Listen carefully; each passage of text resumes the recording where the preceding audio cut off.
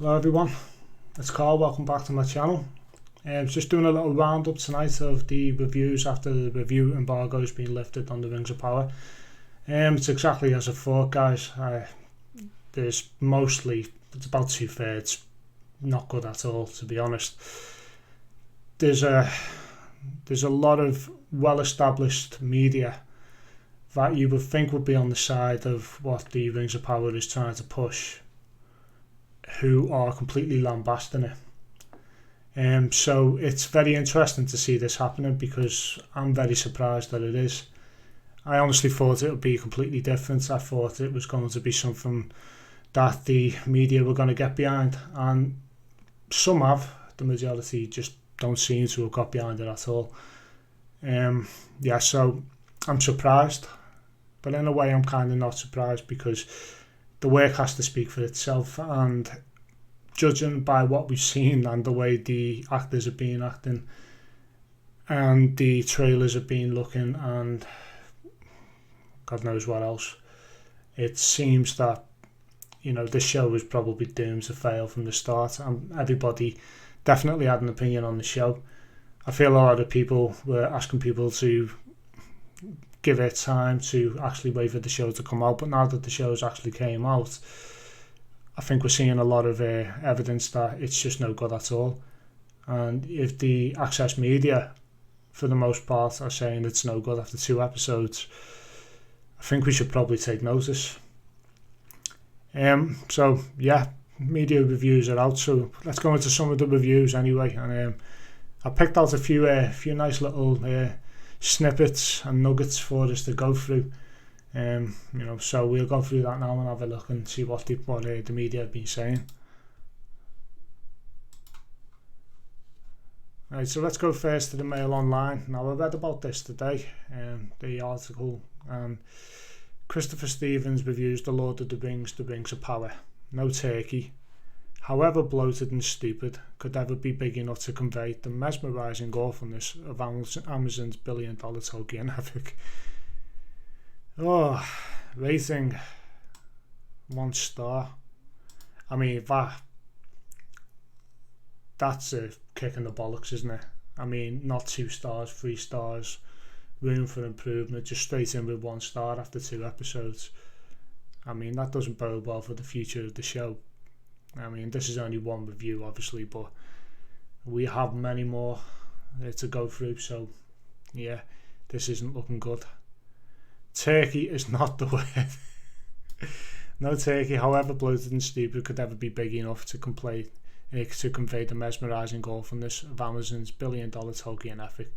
This is a disaster dragon. Weird choice of words. Plucked, spatchcocked, with a tanker load of Paxos stuffed up its fundaments, roasted and served with soggy sprouts.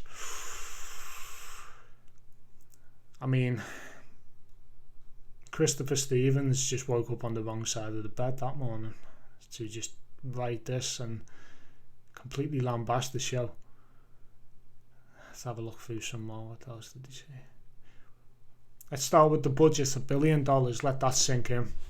1,000 million bucks, about 860 million pounds. Such a colossal investment even for Amazon. That industry rumour says the brand is gambling its entire future as a film production company. I mean, you could say that, but Jeff Bezos has got more money than practically anybody on the planet at this point, so this is probably just piggy bank money for him. The book rights alone cost 250 million, and what did Amazon get for that? This is not a remake of Lord of the Rings or The Hobbit yet, because they didn't have the rights, so they had to sort of make their own story up, slap it into the second age and hope that people are stupid enough to fall for it. This is a prequel in the second age, based on the appendixes. The reams of footnotes dumped by J.R.R. Tolkien at the end of his Rings trilogy, chronicling millennia of turgid historical fantasy. That's right, the unreadable bits. I mean, that smacks. So, what else have we got? Entertainment Weekly. Now, this is a surprising one considering the amount of positive press they were given to the Rings of Power up until this is finally released and the embargo has been lifted. And it seems like they've done a bit of a 180. So they just decided to just put this review out, completely lambasting the show that they seem to have pumped a lot of money into get the media to sell the magazines, I suppose. I mean, you know, you look at Princess Disa on the front here, and Entertainment Weekly in the background. But then it goes on to say this: there are ways to do a prequel, and Lord of the Rings of Power does them all wrong. It takes 6 or 7 things everyone remembers from the famous movie trilogy, adds a water tank, makes nobody fun, teases mysteries that aren't mysteries, and sends the best character on a pointless detour. The latter is uber Elf Galadriel. He spends the premiere telling people to worry about Sauron. In response, people tell him not to worry about Sauron. That's 1 hour down, 7 to go this season. Sound like $1 billion yet? And I think that's the thing. You know, we got 8 episodes, $1 billion worth of money been pumped into 8 episodes, and it just doesn't seem to be scratching the surface at all to even show a show that could go on to rival The Lord of the Rings, which, me saying that sounds ridiculously stupid because it was never going to anyway, was it? Let's be honest. Let's check this one out. I thought the BBC's header was quite interesting. The Rings of Power review, a visually staggering, flawed epic. I mean, that is as passive aggressive as it comes, really. That's that's a sitting on the fence and getting splinters in your arse review header. I thought this was an interesting part. The Rings of Power is the passion project of Amazon CEO Jeff Bezos, who in recent years has become a contentious symbol of billionaire decadence. The rights alone cost $250 million. $250 million for the scraps of Tolkien's work, the parts that he just didn't really care about, to the point that when people questioned him about what happened in the Second Age, he said not much. £250 million worth. In a Vanity Fair article published earlier this year, it was reported that the first season cost $462 million to make. To contrast, the first season of Amazon's other big fantasy series, The Wheel of Time, cost $80 million. In the end, expenditure for marketing and subsequent seasons will likely push the entire project past $1 billion, which would make it the costliest show ever made. So far, that money burns right through the screen. Well, so it comes on at 2 o'clock in the UK. I'm not going to stay up to watch it.